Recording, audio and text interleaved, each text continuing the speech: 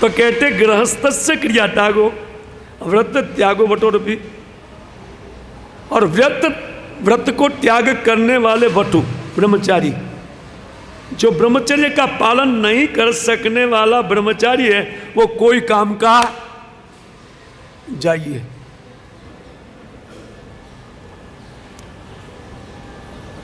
वटोर याद कीजिए, महाप्रभु छोटे हरिदास एक चावल लाया था, उनका कोई गलती नहीं था, है?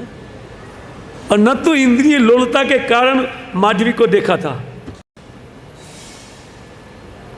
लेकिन महाप्रभु ने अपने भक्तों को दंडित करके जो हमको आचरण सिखाया ना, उसको हम भूल जा रहे हैं, है ना,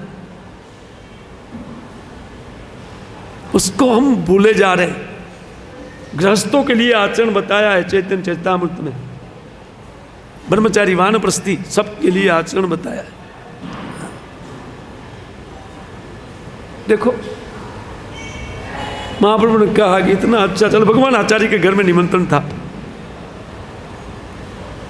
और भगवान आचार्य ने सोचा कि बहुत अच्छा बढ़िया चावल महाप्रभु के लिए बनाए, वो भेजा था माधवी के पास, उनके पास चावल रहता है, वो लेकर के आया, बनाया।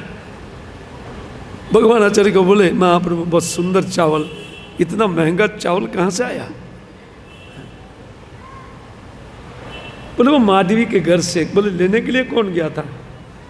बोले हरिदास, छोटा हरिदास, बोलना मात्र था। गोविंद को बोले महाप्रभु कि मैं उनका मुख देखना नहीं चाहता हूं।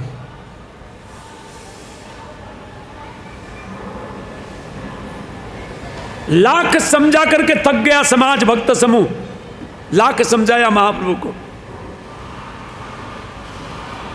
लेकिन महाप्रभु तस्य मस नहीं हुए।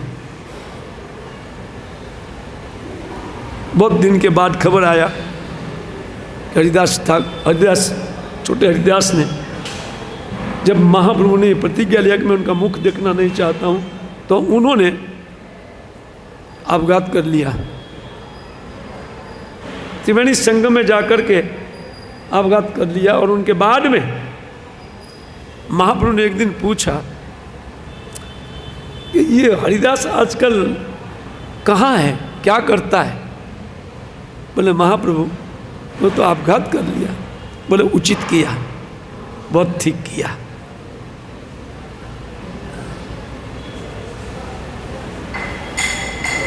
कलयुग का बात है, सतयुग का घटना नहीं है।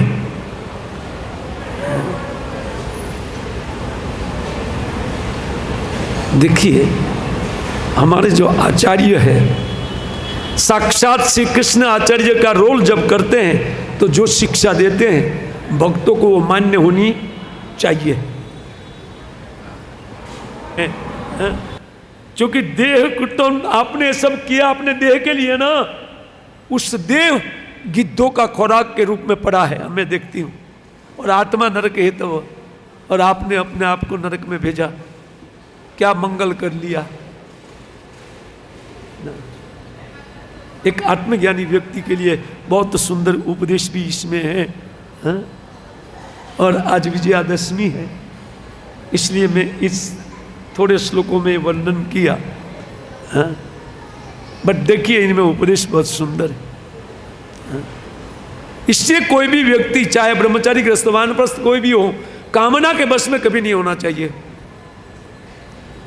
हाँ।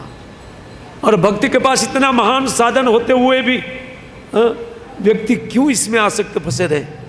एक ऐसा महान साधन है जो हमारे लिए सब कुछ करने वाला, साक्षात भगवान के समान भगवान का नाम एक आचार्य ने हमारे हाथ में रख दिया है।